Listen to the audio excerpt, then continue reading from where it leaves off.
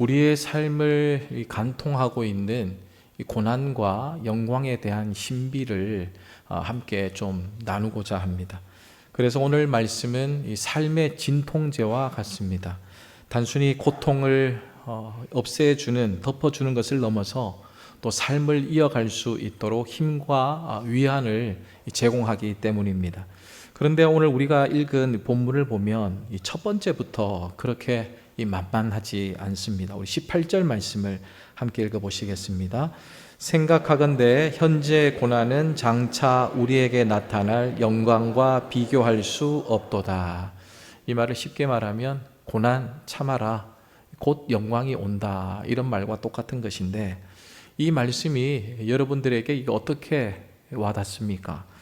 고난의 시간을 지난 사람들, 이미 그 시간들을 훌쩍 뛰어넘은 분들은 이 아멘이라고 대답할 수 있을 겁니다. 그러나 이 고난을 겪는 과정 중에 있다면 이 말씀은 마치 이 공수표와 같습니다. 고난을 당하는 사람에게는 어떤 위로의 말도 귀에 잘 들려오지 않는 까닭입니다.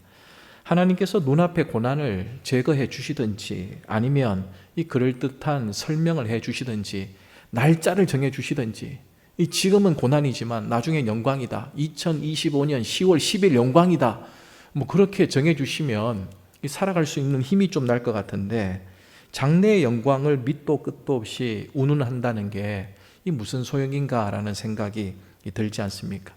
이런 반감은 누구에게나 있을 수 있습니다.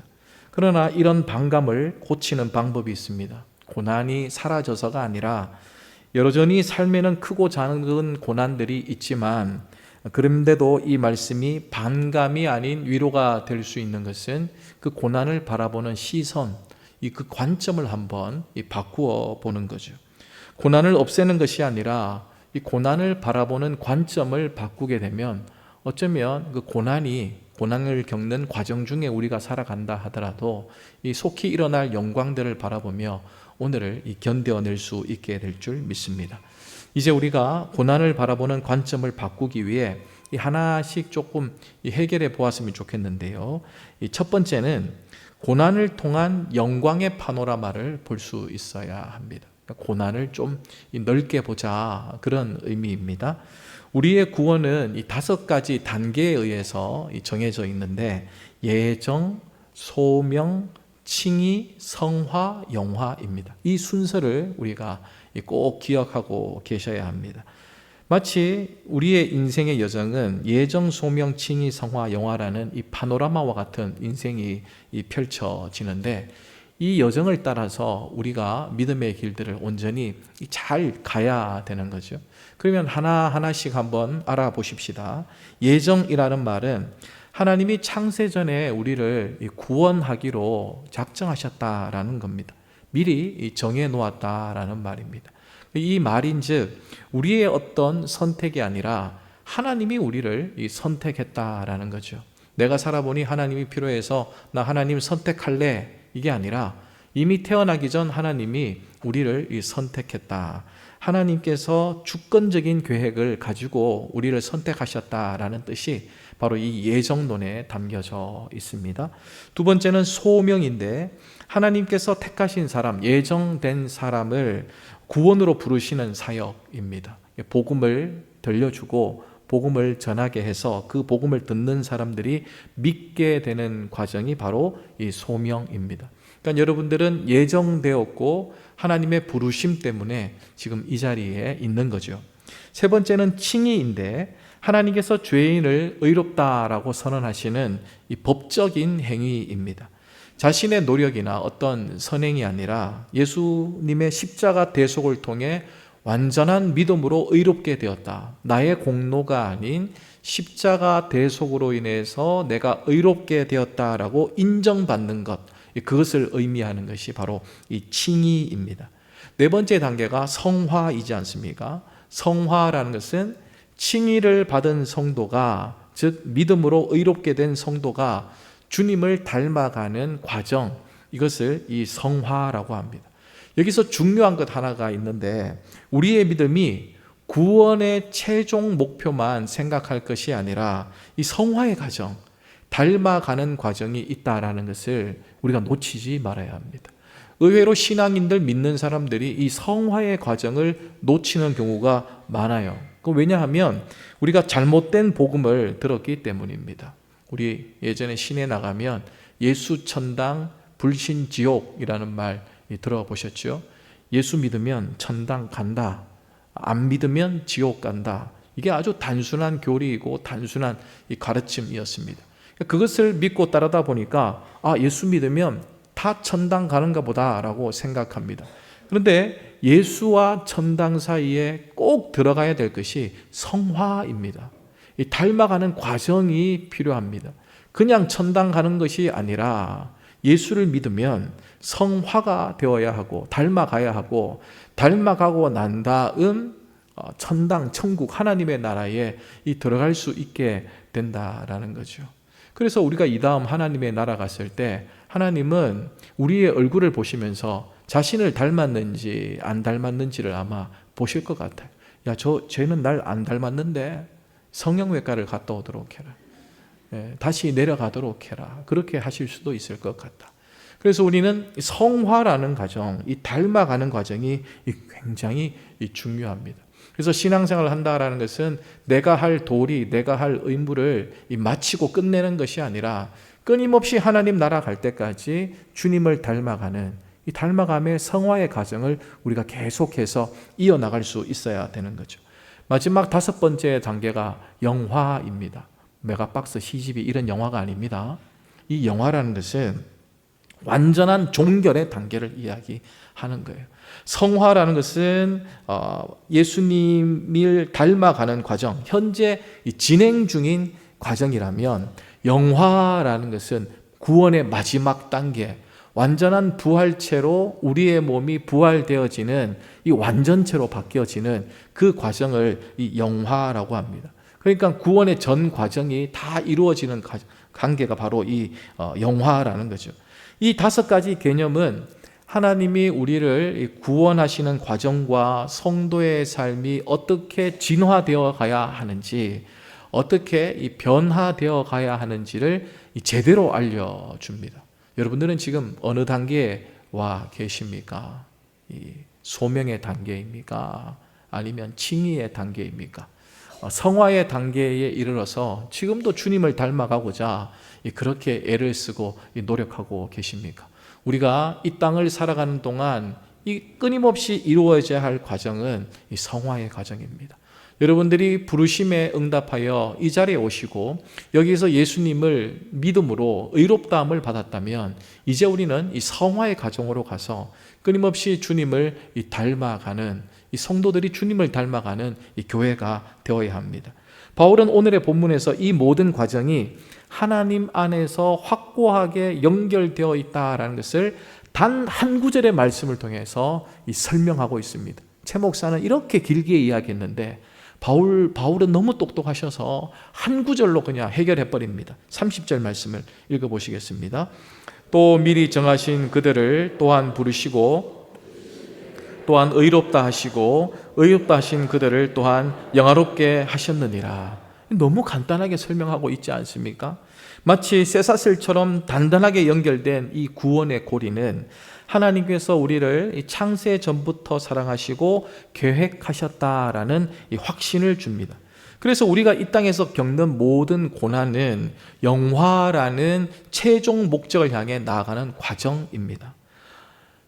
파노라마처럼 보면 내가 주님을 닮아가는 과정, 그리고 또 완전체, 부활의 완전체로 나가는 과정, 그 과정들을 우리가 생각한다면 내 안에 일어나고 있는 모든 이 시간의 고통과 시련들을 이 파노라마처럼 넓게 볼 때에 우리가 충분히 소화해낼 수 있게 되는 거죠. 어떤 사람이 타고 갔던 배가 파손되어서 무인도에 표류하게 되었는데 그 파손된 배의 파편들을 모아다가 억지로 오두막을 하나 무인도에 짓게 된 겁니다. 구조될 때까지 비바람을 막아주고 살 수 있는 공간은 있어야 되니까, 그래도 그나마 이 파편들을 건져서 이 오두막이라도 지을 수 있어서 감사하다라고 생각하고 그렇게 지내는 차에 먹을 것을 구하기 위해서 잠시 그 오두막을 비웠을 때에 돌아와 보니 오두막이 불에 타 있는 거예요. 예, 불에 타가지고 집이 홀라당 이제 다 말아먹게 된 거죠. 그런데 희한하게 그 다음 날 배 한 척이 자기를 구조하러 오더랍니다. 그래서 어떻게 된 영문인가 싶어서 이 선장에게 물어봤더니 어젯밤 불길 그리고 연기 이것이 나는 것을 보면서 저기 사람이 살고 있는가 보다, 우리가 구조해야 될 사람이 있는가 보다 싶어서 그렇게 왔다라는 것 아닙니까? 우리는 오두막이 탈 때에 마치 그 모든 것으로 인해서 내 모든 인생이 끝날 것처럼 시련과 고통으로 여길 수 있으나, 때로는 그 시련의 시간들과 고통의 시간을 통해서 구조의 손길이 우리에게 오고 있다라는 그 이야기를 지금 하고 있는 겁니다. 오두막이 불타는 것이 고통이었지만 그것이 결국 이 구원의 신호탄이 된 것처럼 우리의 고난은 하나님께서 우리를 더 큰 영광의 자리로 이끌기 위한 신호라는 사실을 우리가 명심할 필요가 있는 거죠. 우리는 우리가 겪는 고통이 결코 헛되지 않는다라는 것을 아셔야 합니다. 이 파노라마의 시선을 가지고 좀 더 세상을 넓게 보면 충분히 우리는 그 관점에서 고난과 시련을 마주할 수 있습니다.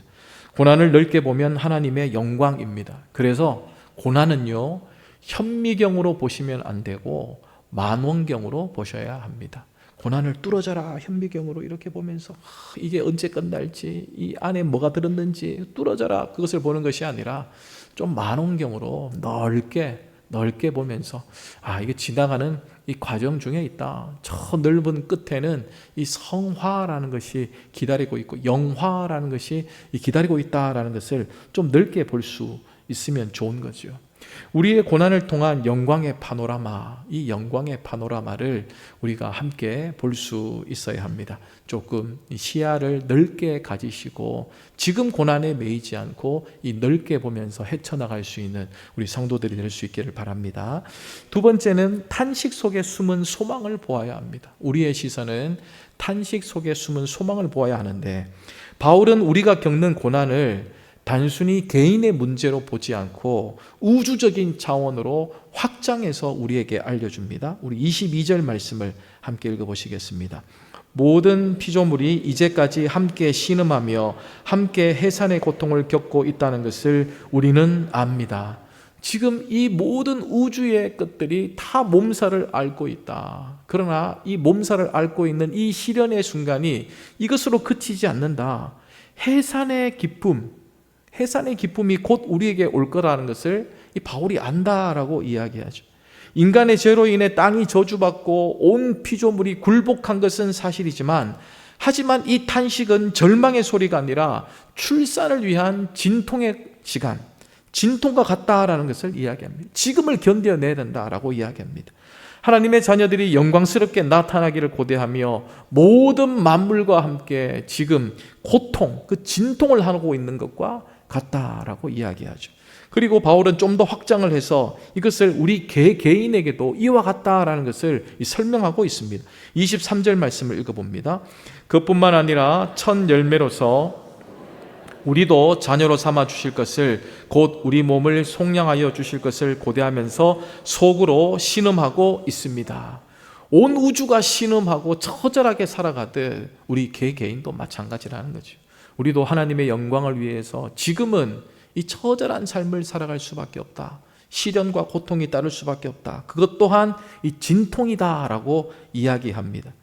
이 탄식은 현실의 불완전함에 대한 아픔이자 동시에 다가올 영광에 대한 간절한 소망이라고 할 수 있습니다. 우리가 믿는 소망은 눈에 보이는 것이 아닙니다. 눈에 보이지 않습니다. 그렇기 때문에 더 큰 확신, 더 큰 믿음, 더 큰 인내가 우리들에게 있어야 합니다. 고난 혹은 고통과 시련이 견디기 어려운 것은 아무런 의미가 없다라고 생각하기 때문 아닙니까? 내가 지금 겪고 있는 고통과 시련이 내 몸과 내 마음을 아프게 할 뿐이지, 이것으로 인해서 내가 더 나아질 수 없다라고 생각한다면 그 고통과 그 시련의 시간은 정말 무의미한 시간입니다. 무의미성은 모든 것을 불모로 만들어버립니다. 모든 것을 필요 없게 합니다. 의미가 없는 것은 다 필요 없는 거예요. 그러나 아기를 낳은 여인들의 모습을 보십시오. 자기의 몸을 뒤흔들고 있는 극심한 진통의 의미, 그 진통의 의미가 곧 탄생을 말한다라는 것을 알기 때문에 그것을 견뎌내고 그 시간들을 이겨내는 것 아닙니까? 우리 남자들은 모르죠. 그러니까 여성을 따라잡을 수가 없지. 여성은 세상 살아가는 방법을 다 알아요. 이 고난과 이 고통과 이 모든 것들은 진통에 불과하다. 그래서 힘들 때 견디는 것 보면 다 여성들이 더 많이 견디는 것 같아요. 아무도 긍정도 부정도 안 하시는데 몇몇 여성들만 고개를 끄덕이시면서 그렇게 잘 견뎌오시는 것 같아요. 저희 부모님만 봐도 아버지보다 어머니가 훨씬 나은 것 같아요. 왜냐하면 아버지는 돌아가셨고 어머니는 살아계시니까, 이 방송을 보고 계실 거니까 그렇게라도 말을 해야 될 거 아닙니까? 우리에게 필요한 것은 탄식의 의미, 그 진통의 의미, 그것을 깨닫고 기다리는 겁니다. 그것을 깨닫고 기다리는 자만이 올바른 해석이 가능하기 때문입니다. 믿음의 조상이라 일컫는 아브라함의 경우를 한번 보십시다. 하나님께서 75세에 자식을 갖지 못했던 아브라함에게 이 말도 안 되는 이야기를 합니다. 너는 믿음의 조상이 될 거다. 그럼 조상이란 게 무엇입니까? 아래에 사람들을 두는 것을 이야기하는 거죠. 자식 한 명도 없는 아브라함을 선택한 겁니다. 믿음의 조상으로. 그렇게 선택하신 뒤에도 하나님은 곧바로 아브라함에게 자식을 주시지 않았습니다. 무려 25년 동안 믿음의 과정을 거치게 하심으로써 아브라함을 확고한 믿음의 사람으로 세우셨습니다. 믿음의 사람만 믿음의 자녀를 낳아 믿음의 자녀를 기를 수 있고, 그 믿음의 자녀로 인해 결과적으로 믿음의 조상이 될 수 있었던 겁니다. 생각해 보십시다. 만약 아브라함이 그 믿음의 훈련들을 소화해내지 못했다면, 그 과정들을 이겨내지 못했다면 우리는 아브라함을 믿음의 조상으로 기억하지 않을 겁니다. 그의 믿음을 닮아가려 하지 않았을 겁니다. 하나님께서 아브라함으로 하여금 25년 동안 기다림의 과정을 거치게 하신 것은 단순히 시간을 지연시킨 것이 아니라 탄식 속에서 소망을 가르쳐 주기 위한 훈련이었음을 우리가 기억해야 합니다. 믿음의 조상이 된 아브라함의 이야기는 우리 또한 겪는 고난과 탄식이 결국은 영광의 소망을 준비하는 이 과정임을 밝혀줍니다. 아브라함이 25년을 그렇게 애써서 아들을 얻었다면 우리 또한 이 아브라함과 같은 기다림의 시간이 있을 때에 예비하신 영광을 우리가 경험할 수 있게 된다라는 거죠.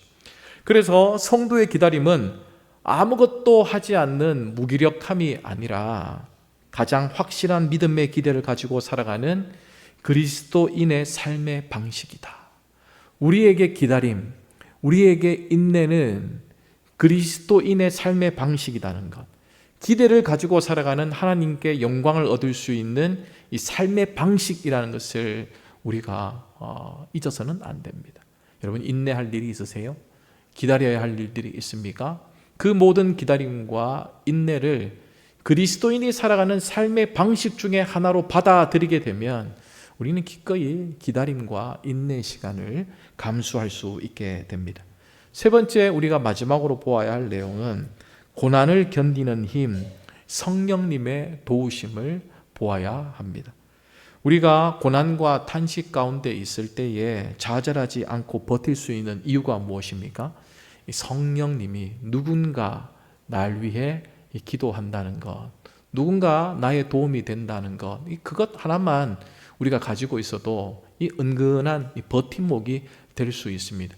그 설명을 로마서 8장 26절에서 바울이 말합니다. 함께 읽어보십시다. 이와 같이 우리의 연약함을 도우시나니 우리는 마땅히 기도할 바를 알지 못하나 오직 성령이 말할 수 없는 탄식으로 우리를 위하여 친히 간구하시니라. 이 말씀 여러분들 많이 메모하시고 많이 붙여놓고 힘들고 어려울 때마다 보시지 않습니까?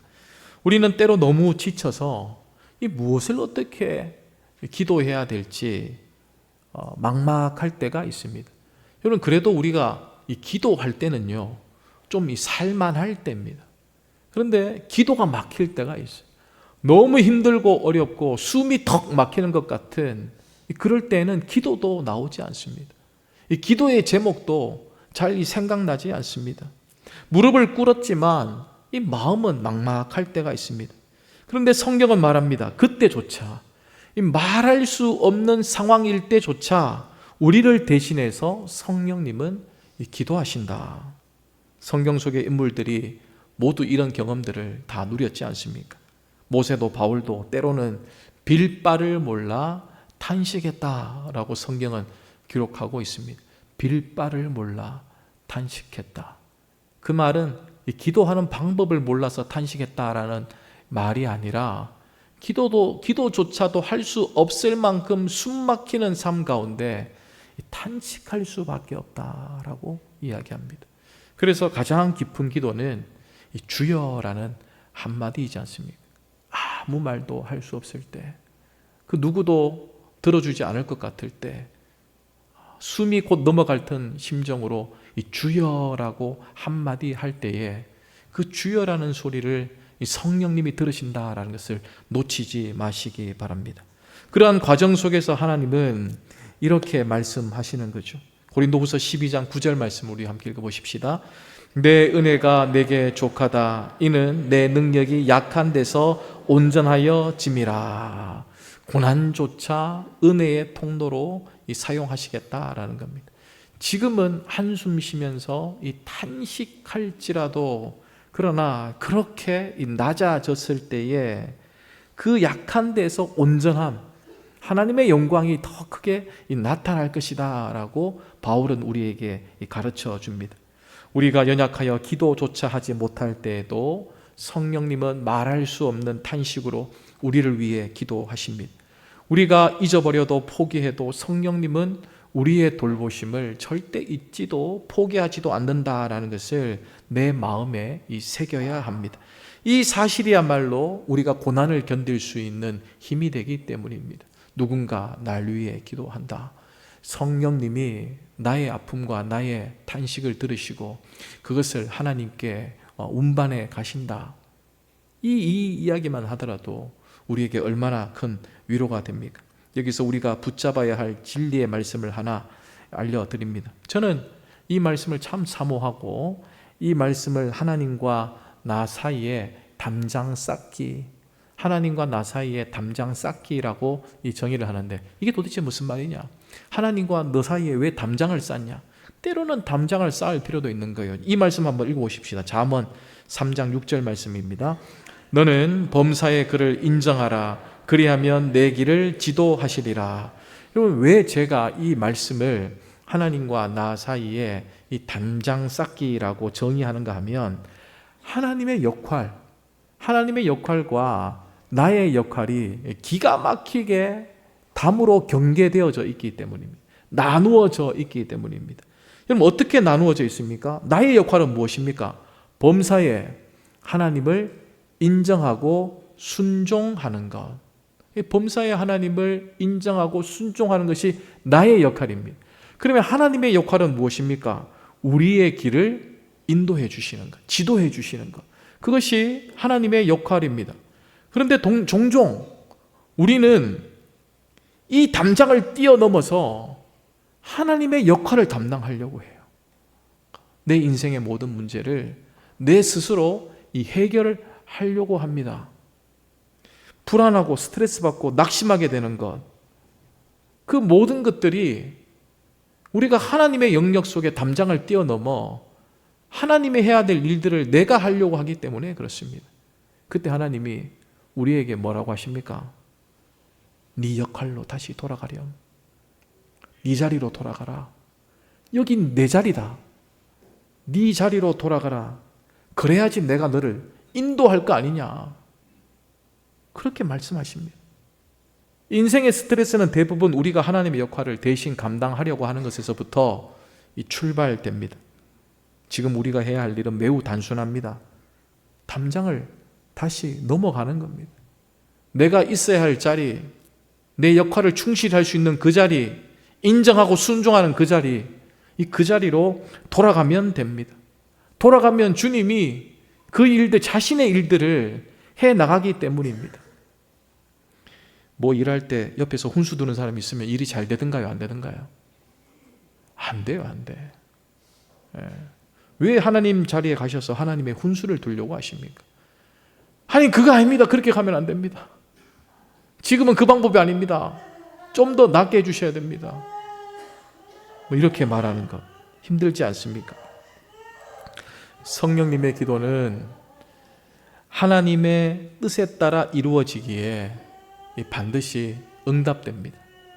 성령님은 하나님과 가장 친밀한 관계이시기 때문에 반드시 응답됩니다.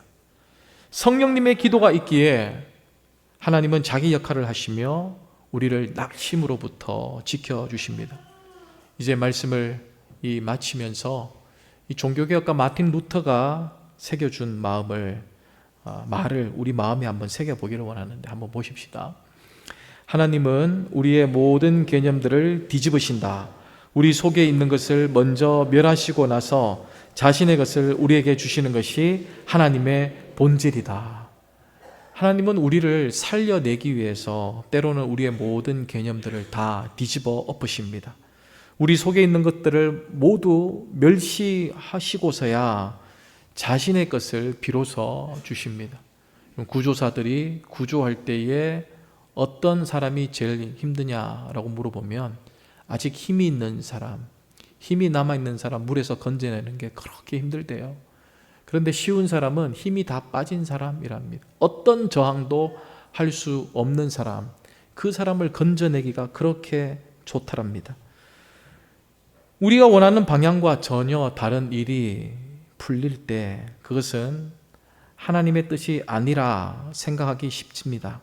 하지만 바로 그때가 우리의 힘이 빠지는 순간이고 우리가 탄식이 시작되면서 하나님이 우리가 미처 알지 못했던 놀라운 일들로 우리에게 다가오고 있음을 우리는 놓치지 말아야 합니다.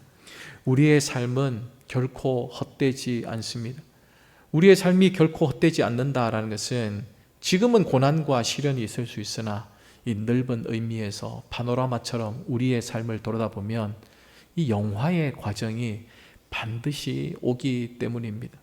지금은 이 성화의 과정 중에 힘들고 어렵고 닮아가는 일들이 참으로 힘들 수는 있으나 그러나 성화의 과정이 우리들에게 있다라는 것을 알고 우리의 모든 것들을 끄집어내어서 그것이 시련이든 고통이든 아픔이든 미움이든 다 끄집어내어서 하나님께 드릴 수 있어야 합니다. 우리 마지막으로 로마서 8장 28절 말씀을 읽어보십시다. 우리가 알거니와 하나님을 사랑하는 자 곧 그의 뜻대로 부르심을 입은 자들에게는 모든 것이 합력하여 선을 이루니라. 여기서 말하는 선은 이 단순히 좋은 일을 의미하는 것이 아닙니다. 이것은 우리의 삶을 하나님의 아들 예수 그리스도의 형상을 닮아가는 존재로 만드는 것, 그것을 이 선이라고 이야기합니다. 성화의 과정, 닮아가는 과정을 세상의 어떤 것도 비교할 수 없는 선이라고 규정하는 겁니다. 이 목적을 위해 하나님은 우리의 모든 고난과 아픔을 다 사용하신답니다. 그래서 합력하여 선을 이룰 수 있다. 이 말인즉 우리의 모든 고난, 아픔, 시련, 눈물 이 모든 것들을 내어놓고 드릴 때에 이 모든 것들을 다 모아서 합력해서 긍정적이고 부정적이고 좋은 일이고 나쁜 일이고 다 모아서 합력해서 그리스도를 닮아갈 수 있는 선, 그 선을 만들어내신다라고 바울은 우리에게 가르쳐 줍니다. 오늘 우리의 삶에 어떤 고난이 있습니까? 그러나 두려워하지 마십시오. 우리는 지금 예정을 넘어 소명의 부르심을 받고 칭의로 결정되고 닮아가는 성화의 과정을 거쳐가는 중입니다. 성화의 과정을 거쳐갈 때에 온갖 어려움이 우리에게 있을 수 있으나 우리는 머지않아 이 영화의 단계에 간다라는 사실을 결코 잊지 말고 오늘도 잘 견뎌내고 인내할 수 있는 그리스도인의 삶의 방식을 살아갈 수 있기를 축복합니다. 마치 보잘것없는 흙덩어리가 도공의 손에 잡히게 되면 아름다운 도자기로 빚어지듯 우리의 삶도 각자의 모든 어떤 삶도 추악하고 또 부정적인 모든 것들도 하나님의 손에 잡히기만 잡히면 합력하여 선을 이룬다라고 하시니 우리가 모든 것을 주님께 맡기고 내 자리로 돌아가십시다. 우리의 자리로 돌아가서 우리가 주님을 인정하고 주님께 순종하십시다.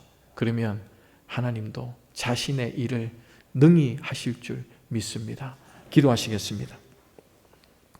사랑의 하나님, 오늘 주신 말씀을 통해 우리의 고난이 결코 헛되지 않음을 다시 붙잡습니다. 현재의 고난은 장차 나타날 영광과 비교할 수 없음을 믿습니다. 주님, 우리의 시선을 바꾸어 주시옵소서. 고난을 현미경으로 바라보며 낙심하지 않게 하시고 만원경으로 바라보며 영광을 기대하게 하여 주시옵소서. 탄식 속에서 숨은 소망을 붙잡게 하시고 성령께서 말할 수 없는 탄식으로 우리를 위해 기도하심을 믿게 하여 주시옵소서. 우리의 역할은 범사의 하나님을 인정하고 순종하는 것임을 기억하게 하시고 하나님께서 우리의 길을 인도하심을 믿고 의지하게 하여 주시옵소서. 주님, 우리의 모든 삶을 주님께 맡기게 하시고 더욱 온전한 그리스도의 형상을 닮아갈 수 있도록 저희를 견인하여 주시옵소서. 예수님의 이름으로 기도드리옵나이다. 아멘.